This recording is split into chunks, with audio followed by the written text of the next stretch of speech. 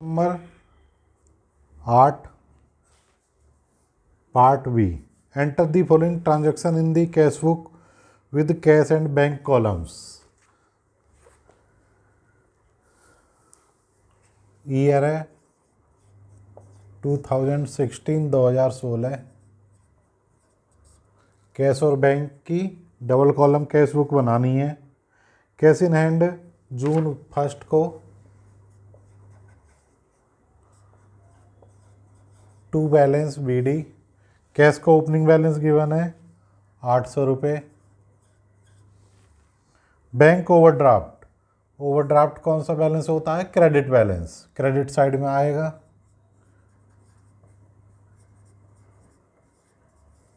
By balance BD 5700 हमने bank का access पैसा यूज कर रखा है। जून 7 को receive a cheque from Bharti. Bharti से चेक रिसीव हुआ 3250। क्वेश्चन में आगे देख लेना, डिपॉजिट की डेट गिवन है तो क्या मानते हैं? चेक उसी दिन डिपॉजिट नहीं हुआ है। और यदि डिपॉजिट की डेट कोई आगे गिवन नहीं है तो क्या मानते हैं कि चेक उसी दिन डिपॉजिट हो गया है। तो 7 तारीख को चेक रिसीव हुआ है, डिपॉजिट हुआ है वो 9 तारीख को। तो 7 तारीख को कोई एंट्री बनेगी, कैश या बैंक का बैलेंस बढ़ेगा? नहीं बढ़ेगा। तो उस दिन जनरल बुक में एक एंट्री कर दी जाएगी, वो वर्किंग नोट में कर देना आप, cheque in hand debit to Bharti. Date डाल देना, प्रॉपर जनरल एंट्री जैसे करते हैं। अमाउंट कितने हैं? 3250। तो एंट्री जनरल में जो होगी वर्किंग नोट में डेट फॉर्मेट बना के बिल्कुल proper. Deposit the above cheque into bank. 9 June को वो चेक बैंक में डिपॉजिट हो गया है, जून 9 को। तो बैंक का बैलेंस बढ़ जाएगा हमारा 3250 से। अब यहाँ भारती तो आएगा नहीं, क्योंकि भारती को हम 7 तारीख को डेबिट यहाँ क्रेडिट कर चुके हैं एंट्री में, तो अब दोबारा से क्रेडिट नहीं करेंगे। अब कौन सा लेजर? जो चेक इन हैंड है। अब ये बैलेंस किस वजह से बढ़ा है? क्योंकि वो जो चेक था हमारे हैंड में था वो यहाँ हमने डिपॉजिट कर दिया। चेक इन हैंड अकाउंट को 0 कर दो, to cheque in hand. Clear ये पॉइंट? मार्क कर लेना हाइलाइटर से। 3250। Paid to Bhavna by cheque. June 12 को, 12 जून को भावना को पेमेंट करिए चेक से, बाय भावना। बैंक का बैलेंस कम हो जाएगा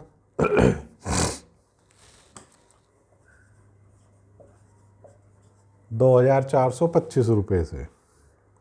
भारती चेक रिटर्न डिसऑनर। तो जो भारती का चेक था बैंक ने वापस लौटा दिया, डिसऑनर हो गया, उसके अकाउंट में पैसा नहीं था, चेक क्लियर नहीं हुआ जून 15 को। तो चेक क्लियर जब बैंक लौटाता कोई डिपॉजिट चेक, क्योंकि बैंक का बैलेंस हमने बढ़ा दिया था, वो एक्चुअल में क्लियर हुआ ही नहीं, तो बैंक का बैलेंस दोबारा से कम कर देते हैं हम 3250 से। अब जो भारती का लेजर 0 हो गया था क्रेडिट, ये पैसा किससे लेना है हमें? भारती से। दोबारा उसके अकाउंट को डेबिट कर देंगे बाय भारती। क्लियर ये entry? 3250। Withdrawal from bank for office use. Office use के लिए 250 रुपये निकालें 20 तारीख को। तो कौन सा बैलेंस बढ़ेगा हमारे पास? कैश का कितने अमाउंट? 250। कौन सा बैलेंस कम होगा कैश और बैंक में से? बैंक का 250 से। बैंक का बैलेंस कम होगा तो बाय कैश अकाउंट, और यहाँ कैश का बैलेंस बढ़ेगा तो टू बैंक अकाउंट। अपोजिट जिस कॉलम में अमाउंट होता है उससे अपोजिट लेजर पर्टिकुलर्स में डेबिट या क्रेडिट होता है कॉन्ट्रा एंट्री में। जून 20 को।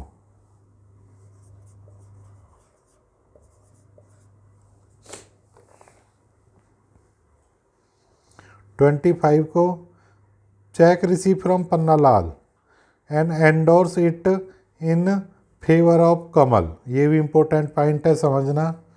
एक चेक रिसीव हुआ 25 को पन्नालाल से and endorse it in favour of Kamal, और वो चेक हमने बैंक में डिपॉजिट नहीं किया, हमें कमल की पेमेंट करनी थी। वो चेक एंडोर्स कर दिया हमने कमल के फेवर में, कमल को इशू कर दिया 1200 रुपये का 28 जून को। तो इसकी दो एंट्री 25 जून को देखो क्या बनेगी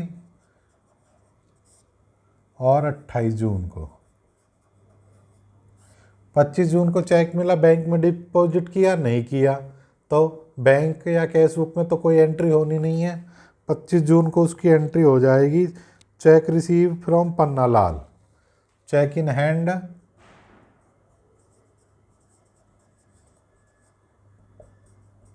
hand account debit to Pannalal. कितने का अमाउंट है चेक का? 1200 रुपये का। प्रॉपर जनरल एंट्री कर देना। अब ये 25 जून का चेक बैंक में डिपॉजिट करते तो bank debit to cheque in hand हो जाता। अब ये चेक हमने बैंक में डिपॉजिट नहीं किया, एंडोर्स कर दिया, किसी और को दे दिया, कमल को, तो कमल का बैलेंस कम हो जाएगा। कमल डेबिट 1200 से, क्या दिया हमने? चेक इन हैंड था जो हमारे पास, चेक इन हैंड का लेजर कम हो जाएगा। क्या हमने अपना चेक नहीं दिया ना अपना कैश दिया है, हमने जो चेक इन हैंड था पन्नालाल वाला वो कमल को दे दिया 1200 रुपये। तो Kamal debit to cheque in hand 1200। तो किसी भी लेजर में कैश या बैंक का लेजर डेबिट या क्रेडिट हो रहा नहीं हो रहा, तो कैश बुक में कोई एंट्री नहीं होगी, जनरल प्रॉपर में ये दोनों एंट्री बना दी जाएंगी। क्लियर ये पॉइंट? बिल्कुल इम्पोर्टेंट, मार्क कर लेना, हाईलाइट कर लेना। जून 30 को income tax paid by cheque 150, bank का बैलेंस कम हो जाएगा। इनकम टैक्स दिया है तो कंपनी का खर्चा नहीं है, बिजनेस का खर्चा नहीं है। डेट है इसकी 30 जून।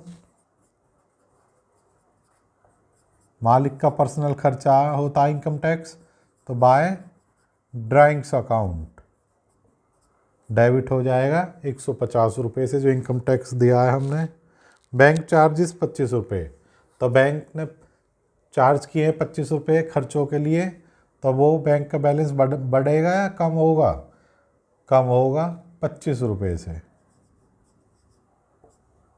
बाय बैंक चार्जेस अकाउंट जून 30 को।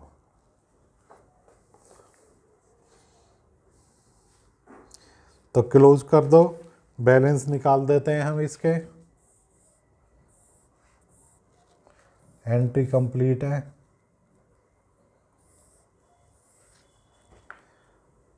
इस साइड का टोटल करो 1050। कैश में कोई पेमेंट ही नहीं हुई, पूरा पूरा जून 30 को बाय बैलेंस CD 1050। इधर का टोटल ज़्यादा है, तो जून 30 को